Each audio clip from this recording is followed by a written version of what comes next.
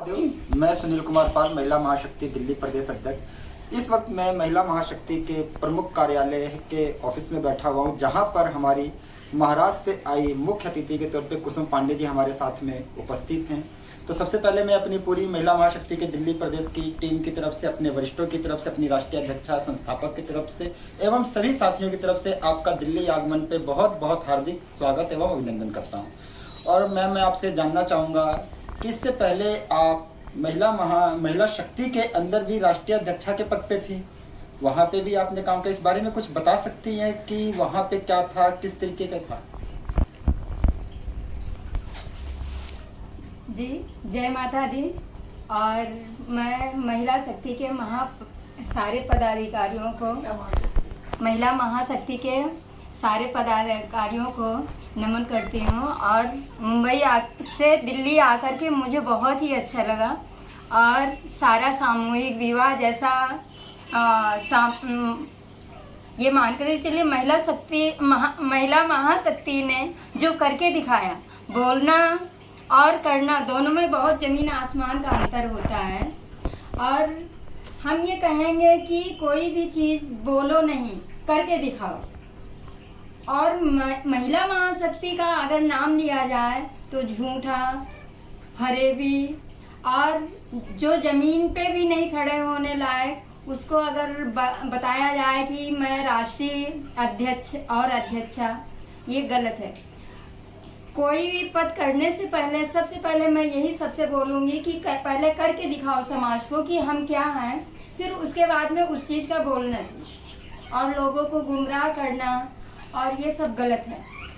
और मैं ये सब लोगों से हाथ जोड़ करके विनम्र निवेदन है कि अपनी आंखें खोलो। महिला शक्ति और महिला महाशक्ति में क्या अंतर है? जी, ये अंतर मुझे मिला कि महिला महाशक्ति जो है उसने अपने आप को दिखाया नहीं, उसने करके दिखाया, बोला नहीं। उसने जो भी काम आज तक किया उसने करके दिखाया। मैं जब से देख रही हूँ, लगभग एक साल हो गया, उसने कुछ न कुछ किसी से एक भी रुपए का कहीं से भी नहीं, बल्कि उसने दिया। और महिला शक्ति में क्या हुआ, उसमें क्या हुआ, लोगों को गुमराह करना, मैं ये हूँ, मैं वो हूँ, मैं वो हूँ। मगर उसके कहने से नहीं, अपना कुछ प्रूफ तो होना चाहिए कि हम क्या हैं। आप अपने हेड ऑफिस में हैं, वो अपने हेड ऑफिस में आपको कभी बुलाए? आप लोगों को तो पता करना चाहिए था कि हाँ, महिला शक्ति का हेड ऑफिस कहाँ है, एक बार जाना चाहिए था। ये गलती आप लोगों की है। मैं पूछना चाहूंगा कि आप भी महिला शक्ति की राष्ट्रीय अध्यक्षा थी, आपने क्यों नहीं पता किया? आप कैसे उस पर राष्ट्रीय अध्यक्षा बन गए थे? क्योंकि आप तो हमारे से पहले उनके साथ जुड़े भी थे, काम भी कर रहे थे, सारी चीजें वो आपके नाम पे कर रहा था। जी नहीं, वो मुझे गलत दिखा, इसलिए मैंने 8 महीने, समझ लीजिए एक कमरे में रह करके मैंने 8 महीने कैसे टाइम निकाला होगा, ऊपर वाला गवाह है। और सब गलत होने के बावजूद मैंने इसीलिए ये कदम उठाया कि मैं इसका रजिस्ट्रेशन नहीं होने दूंगी, मुझे मरना पड़ जाएगा, वो कबूल है। लेकिन गुलाब जायसवाल महाराज से ही कहता था कि मैंने अपनी संस्था रजिस्टर करवा ली है, थाने से कराई, ये कहाँ तक सच है? जी गलत है, कुछ भी नहीं है, कहीं भी नहीं है। जब ये हुआ, मुझे ये लगा, पहले शुरुआत में महिला शक्ति ने अच्छा काम किया लोगों के साथ, मगर उसके बाद में ये लॉकडाउन के बाद से उसने लोगों को गुमराह किया। और किसी को बोले कि मैं आज आरएसएस में हूँ, आज मोहन भागवत के पास बैठा हूँ, या आज मैं पीएम मोदी के साथ में बैठ के मीटिंग कर रहा हूँ, तो ये गलत है ना, किसी को नहीं बोलना चाहिए।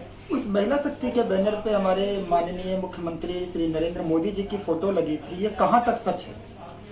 ये देखिए, कोई भी फोटो तो कोई भी लगा सकता है, तो उनका तो कोई भी लगा सकता है, मगर सरकार को भी गुमराह करना गलत बात है, जो हमारा वो है। इसीलिए मैंने रजिस्ट्रेशन से, क्योंकि मेरा नाम नहीं होना चाहिए।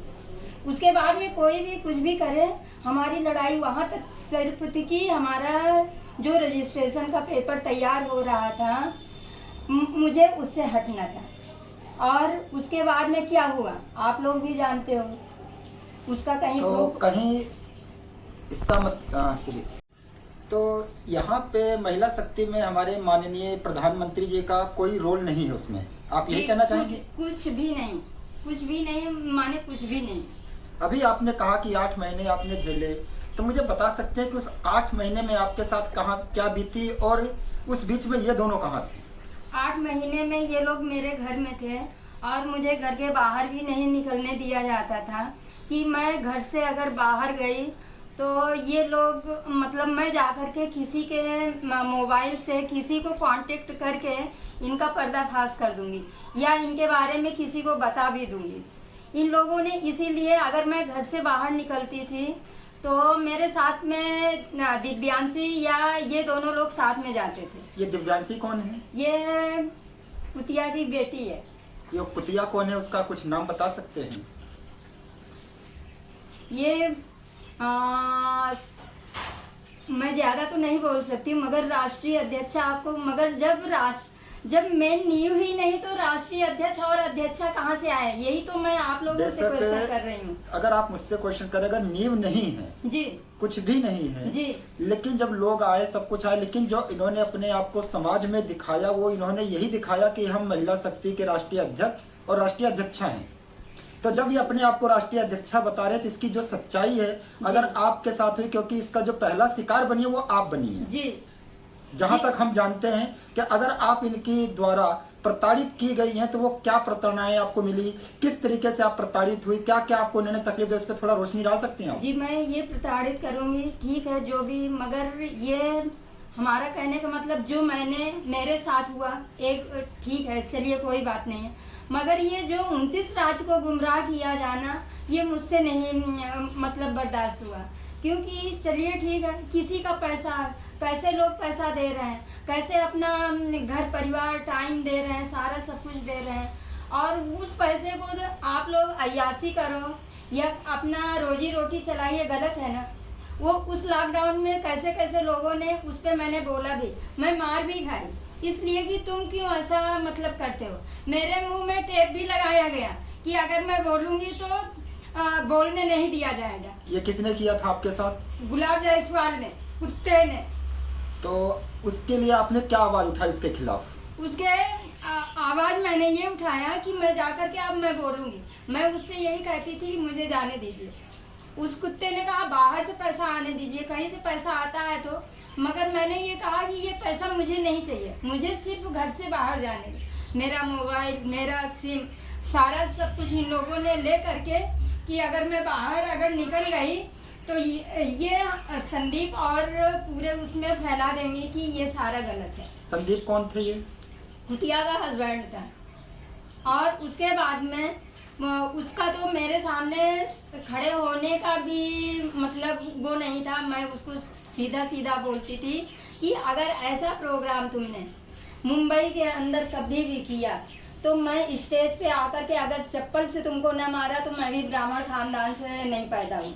तो कुसुम मैम, आप ये बताना चाहती हैं कि महिला शक्ति की जो राष्ट्रीय अध्यक्षा थी, जो खुद अपने आप में एक महिला थी जी, तो वो जो ये बड़े बड़े दावे करती थी कि मैं महिला होकर समाज की सभी महिलाओं के लिए, बेटियों के लिए आवाज उठा, क्या वो गलत है? जी, जो अपना घर परिवार नहीं संभाल सकता तो वो समाज के लिए क्या कर सकता है? आप बताइए। आप उसकी बेटी वहीं पे पिट रही है, जैसे मुझे बताया गया। जब मैंने आवाज मतलब उठाने की कोशिश किया गया तो मेरे बेटे के साथ मेरा कलंक लगा दिया गया। कौन ऐसी माँ हो सकती है कि वो अपने बेटे को वो करेगी? मगर हाँ, वो कुतिया हो सकती है कि उसकी बेटी को वो सामने से मारता था, बाल खींच खींच करके मारता था, वो बर्दाश्त कर सकती है, मैं तो नहीं। मैंने तो इतनी लड़ाई लड़ी मगर अपनी फैमिली में कभी भी नहीं। आज भी मैं अपनी फैमिली से जुड़ी हूँ, उसके जैसे नहीं। सब काम करते हो, आप भी करते हो, सब करते हो, मगर अपना परिवार बदल के खराब करके कोई भी नहीं करता है। और ऐसा ये अध्यक्षा क्या, उसको भी गुमराह किया गया। तुमको बंगला मिलेगा, मंत्रालय में कुर्सी मिलेगी, 1.5 लाख रुपए मिलेगा, 4 व्हीलर मिलेगी, 5-6 गनर मिलेंगे, तो उसने भी अपना घर छोड़ दिया। ठीक है। तो